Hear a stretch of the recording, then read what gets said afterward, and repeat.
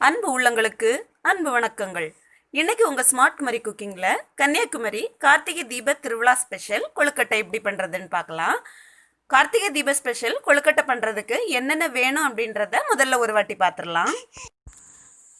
2 cup பச்சரிசி எடுத்துக்கோங்க. 2 cup பச்சரிசியிலே 20க்கு மேலே கொழுக்கட்டை வரும். அப்புறமா 1 கப் பாசிப்பயிறு, ஒரு மீடியம் சைஸ் தேங்காயை நல்லா துருவி எடுத்துக்கலாம். மீடியம் சைஸில் 2 கட்டி வெல்லத்தை வந்து இதை மாதிரி துருவி எடுத்து வச்சுக்கோங்க. அப்போ பாகு காய்க்கிறதுக்கு ரொம்ப ஈஸியாக இருக்கும். அப்புறமா ஒரு 5-6 ஏலக்காய் எடுத்துக்கலாம். முதல்ல நாம் எடுத்து வச்சுருக்கிற பச்சரிசியில் கொஞ்சமாக தண்ணி விட்டு ஒரு அரை மணி நேரம் போல் இதை அப்படியே ஊற விட்டுடலாம். ஊற விட்டுட்டு அதுக்கப்புறமா அதை வடிகட்டி பொடிச்சு எடுத்துக்கலாம். அடுத்தது நாம் எடுத்து வச்சுருக்கிற பாசிப்பயிரை வந்து லைட்டாக வெறும் சட்டியில் போட்டு வறுத்து எடுத்துக்கலாம். அடுப்பில் கடாய் வச்சுட்டு நாம் எடுத்து வச்சுருக்கிற பாசிப்பயிரை அதில் போட்டுக்கலாம். பாசிப்பயிரை போட்டுட்டு கொஞ்சம் நல்லா வறுத்து எடுத்துக்கோங்க. நாம் சேர்த்த பாசிப்பயிரோட கலர் வந்து நல்லா ப்ரௌன் கலரில் மாறி வரும். கோல்டன் ப்ரௌன் கலர் வந்ததுமே இதை வந்து ஆஃப் பண்ணிடலாம்.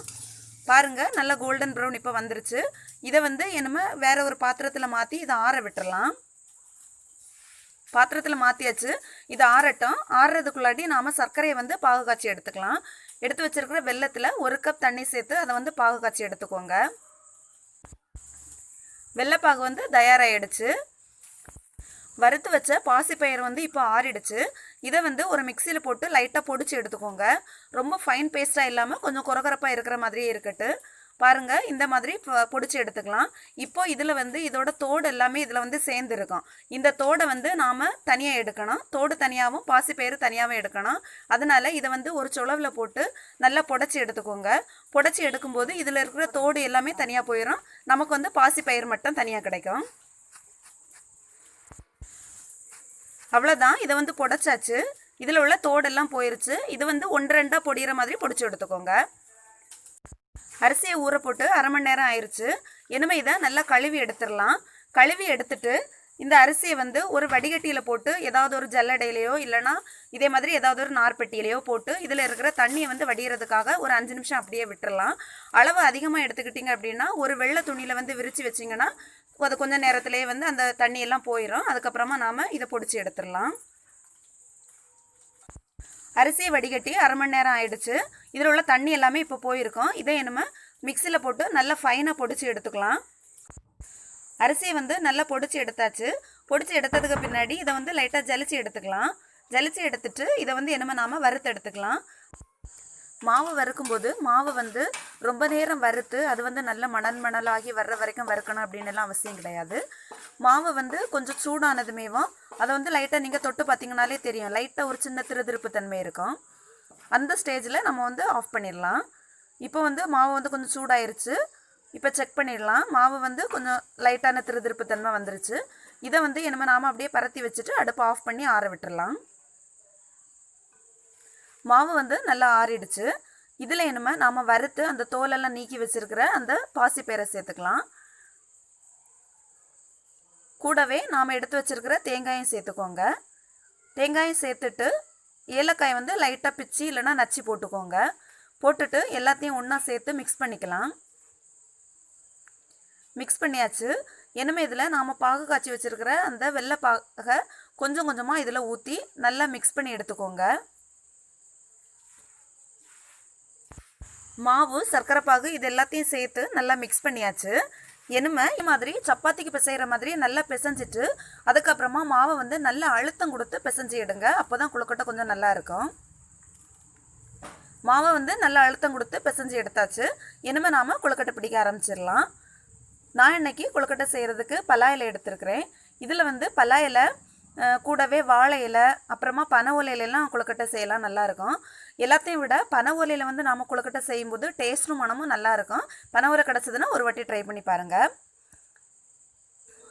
என்னமே இந்த பலா இலையில் நாம் எடுத்து வச்சுருக்கிற இந்த மாவுலேருந்து கொஞ்சம் கொஞ்சமாக உருண்டை பிடிச்சி ஒன்று ஒன்றா வச்சு அதை எடுத்துடலாம்.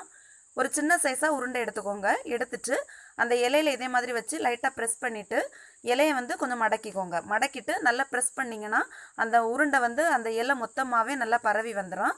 அதுக்கப்புறமா அந்த பலா இலையோட காம்பை எடுத்து அந்த கீழ் பக்கமாக இருக்க இலையில் வந்து லைட்டாக குத்தி விட்டிங்கன்னா போதும். அது வந்து அப்படியே உள்ளே மூடி இருந்துடும். அப்படி இல்லைன்னா இதே மாதிரி உருண்டை பிடிச்சி இலையில வச்சு நல்லா ப்ரெஸ் பண்ணி எடுத்துக்கோங்க.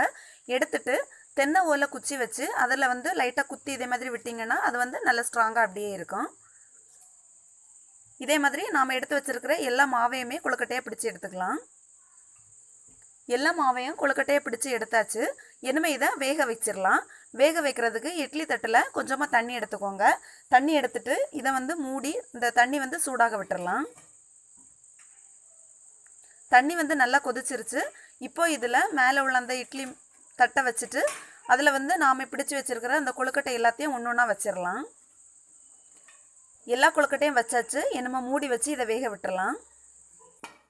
நான் வேக வச்சு சரியாக 20 நிமிஷம் ஆயிடுச்சு. இப்போ இதை செக் பண்ணிடலாம் வெந்திருக்கான்னு.